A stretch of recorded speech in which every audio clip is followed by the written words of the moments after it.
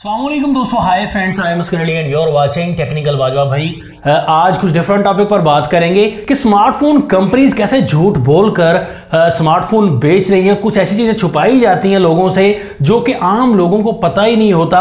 कुछ marketing terms use करके mobile phone बेच रहे होते हैं सारे स्मार्टफोन ब्रांड तकरीबन जो हैं।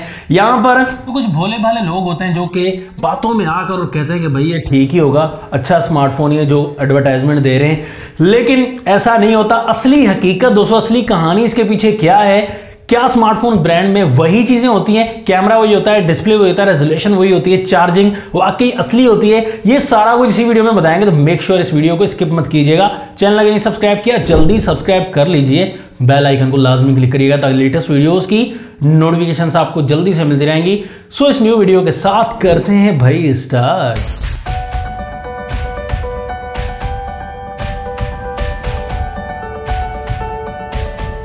तो सबसे पहले डिस्प्ले की बात करें। जो मोबाइल फोन्स में डिस्प्ले आते हैं, यहां पर कंपनी कहती है कि one of the best phone display हमारा फोन है भाई। तो ऐसा दोस्तों, यहां पर 1000 निट्स की ब्राइटनेस दी जाती है, 1300 निट्स की ब्राइटनेस दी जाती है। आपने सुना होगा कि पीक ब्राइटनेस होती है, धूप में जाएं तो बड़ा अच्छे से निखर के जो डिस्प्ले काम करता है और ब्राइटनेस ज्यादा हो जाती है, धूप में दिक्कत नहीं आती। तो दरअसल दोस्तों ऐसा नहीं होता कि 1000 निट्स की ब्राइटनेस तो 1000 की ही मिलती है। ये सर्टेन केस में होता है दोस्तों, मतलब कि फोन जब धूप में जाता है तो असल में इसकी ब्राइटनेस 1000 नहीं होती। कुछ ऐसा हिस्सा डिस्प्ले का जरूर होता है जहां पर 1000 निट्स की ब्राइटनेस आ सकती है, लेकिन पूरे डिस्प्ले में HDR वीडियो चलेगी। फिर उसके बाद सर्टेन केस में यहां पर 1000 निट्स की ब्राइटनेस प्रोवाइड करता है, वो भी पूरे डिस्प्ले में नहीं हो पाता दोस्तों। उसके लिए शरायत जरूरी है। तो कंपनी को खैर ये सीधा सीधा बताना चाहिए कि नॉर्मल में सर्टेन केस में कैसा काम करता है डिस्प्ले, नॉर्मल में कैसा करता है और धूप में कैसा काम करता है, 1000 निट्स की ब्राइटनेस कहां कहां पर मिलती है, मेंशन जरूर करना चाहिए कंपनीज को। तो आखिर कितने ही लोग मोबाइल फोन इस्तेमाल करते होंगे ये आपको भी पता है। और कैमरास की जब बात आ जाती है तो यहां पर एक लेटेस्ट बात जो घूम रही है, तो लेटेस्ट सेंसर जो आया है सोनी का 1 इंच का सेंसर, ये दरअसल वाकई 1 इंच का सेंसर होता ही है, ऐसे बस बातें बनी हुई है। यहां पर दोस्तों कहानी ये है कि तो कोई कंपनी कह रही है 1 इंच का सेंसर हमारे फोन में, ओप्पो कह रहा है हमारे में, वीवो कह रहा है हमारे में, और दूसरी कंपनीज कह रही है हमारे फोन में भाई ये सेंसर आया है। लेकिन दरअसल 1 इंच का सेंसर आखिर साइज क्या होता है? असल में दोस्तों इस सेंसर का जो साइज है वो 13.4 mm होता है। जो mm को अगर कन्वर्ट करें तो 25.4 mm बनता है। तो छोटे सेंसर को मतलब 13.4 mm वाले सेंसर को 25 mm का सेंसर मतलब 1 इंच का सेंसर क्यों बताया जाता है? 1 इंच के सेंसर में दरअसल कहानी ये होती है कि रिजल्ट अच्छा आता है, तो कंपनी एडवर्टाइज यही करती है कि 1 इंच का सेंसर हमारे फोन में आ गया, रिजल्ट अच्छा आएगा। दोस्तों असल कहानी ये है कि 1 इंच का सेंसर जो है पहले दौर में जो मेजरमेंट की जाती थी कैमरास की, वो वैक्यूम के जरिए की जाती थी, जो कि एक बड़ा पुराना तरीका है और उसके जरिए कैलकुलेट किया जाता था, फिर साइज का पता चलता था सेंसर के। लेकिन अब जो है डिजिटल दौर आ चुका है, कंपनीज को नई लेटेस्ट टेक्नोलॉजी के जरिए पता करना चाहिए कि भाई सेंसर साइज असल में होता क्या है। और उसके बाद अगर प्रोसेसर की बात करें तो प्रोसेसर में भी कुछ ऐसा ही सामने आता है। 6 नैनोमीटर का प्रोसेसर आ गया भाई, 4 नैनोमीटर का, 5 का, 8 नैनोमीटर का। भाई लोग समझते हैं शायद सेंसर साइज छोटा हो रहा है, प्रोसेसर और छोटा होता जा रहा है, साइज छोटा होता जा रहा है और हमें ज्यादा पावर एफिशिएंसी देखने को मिलेगी। ऐसी कहानी बिल्कुल भी नहीं होती। तो आपको नैनोमीटर का मैं असल में मकसद समझाता जाऊं कि साइज छोटा नहीं हो रहा, यहां पर इफेक्टिव गेट लेंथ ट्रांजिस्टर के अंदर लगे होते हैं दोस्तों, यहां पर घुसा दिए जाते हैं। हम ये समझ रहे होते हैं कि भाई ये पावर एफिशिएंसी ज्यादा है, साइज छोटा होता जा रहा है। ऐसा चक्कर बिल्कुल भी नहीं होता, साइज उतना ही रहता है। तो हम इसी चक्कर में होते हैं कि 6 नैनोमीटर वाला आ गया और 4 नैनोमीटर वाला आ गया तो और ज्यादा पावर एफिशिएंसी मिलेगी, हीटिंग प्रॉब्लम हमें नहीं देखने को मिलेगी।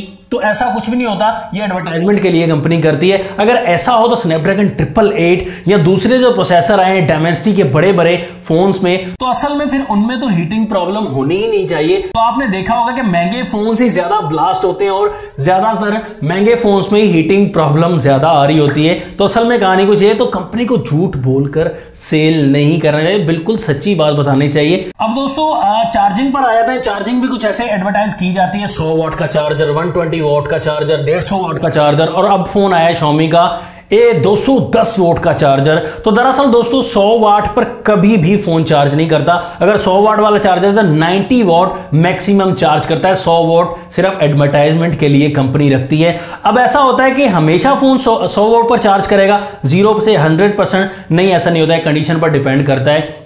जैसे फोन चार्ज हुआ, थोड़ा हीट हुआ फोन, तो कम स्लो चार्ज करेगा फोन जब तक चार्जिंग हो रही है। जितनी फोन को चार्जिंग चाहिए होगी, स्लो चार्ज करेगा तो स्लो, अगर फास्ट चार्जिंग चाहिए तो फास्ट चार्ज करेगा, लेकिन मैक्सिमम 90 वॉट तक ही चार्ज करेगा 100 वॉट वाला चार्जर। इसी तरीके से दूसरे चार्जर्स में भी आप अंदाजा लगा सकते हैं। तो लोग समझते हैं 120 वाट वाला चार्जर है, 120 वाट वाला ये जल्दी चार्ज करेगा, ऐसी कोई कहानी नहीं होती। चार्जिंग स्लो कंडीशन डिपेंड के हिसाब से ही होगी, आपके हिसाब से बिल्कुल भी चार्जिंग नहीं होने वाली। अब आ जाते हैं रिफ्रेश रेट पर दोस्तों। 60 हर्ट्ज वाला refresh rate, 120 hertz, 90 hertz refresh rate आपको यहां पर 25 से 30 हजार वाले फोन में ही पाकिस्तान में मिलता है, और लाख, 2 लाख, 3 लाख वाले फोन में भी आपको मिल रहा होता है रिफ्रेश रेट इतना ज्यादा। लेकिन में सेम क्यों होता है 90 हर्ट्ज, और जो 30 हजार वाला फोन है उसमें भी 90 हर्ट्ज, महंगे फोन में 120 हर्ट्ज और 90 हर्ट्ज। तो इसमें फर्क क्या आता है ये आपको बताना चाहूं।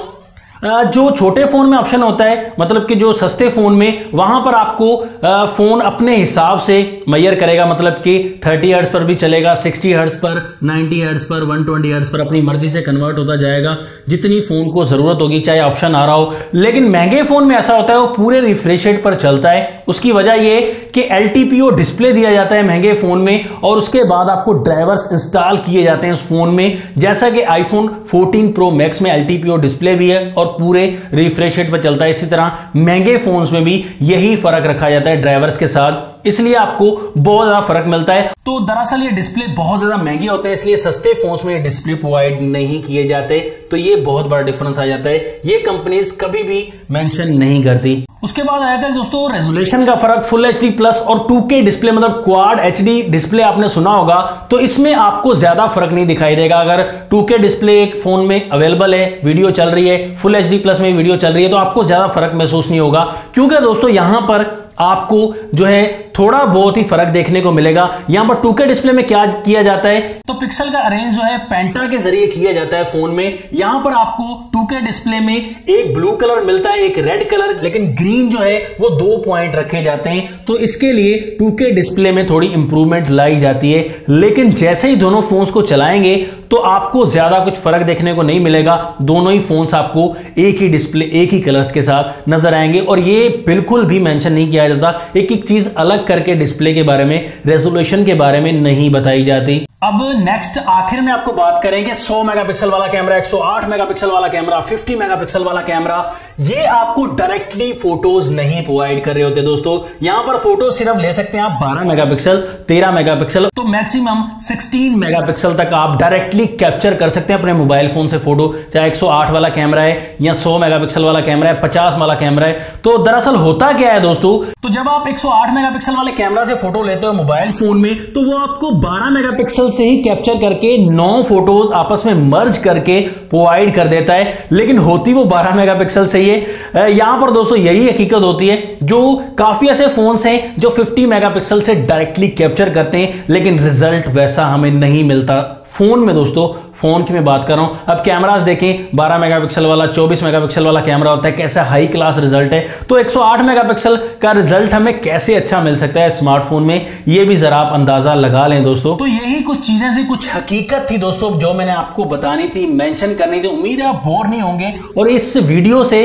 कुछ आप जरूर दोस्तों समझ कर जाएंगे। काफी लोगों को पता भी लग गया होगा स्मार्टफोन कंपनीज कैसे आपको दोस्तों झूठ बोलकर थोड़ा पागल भी बना रही हैं। यहां पर वीडियो पसंद आई तो लाइक जरूर कीजिएगा, शेयर जरूर कीजिएगा। जो लोग नए हैं चैनल पर सब्सक्राइब किए बगैर मत जाइएगा। नेक्स्ट वीडियो के लिए चाहता हूं आपसे इजाजत। अल्लाह हाफिज।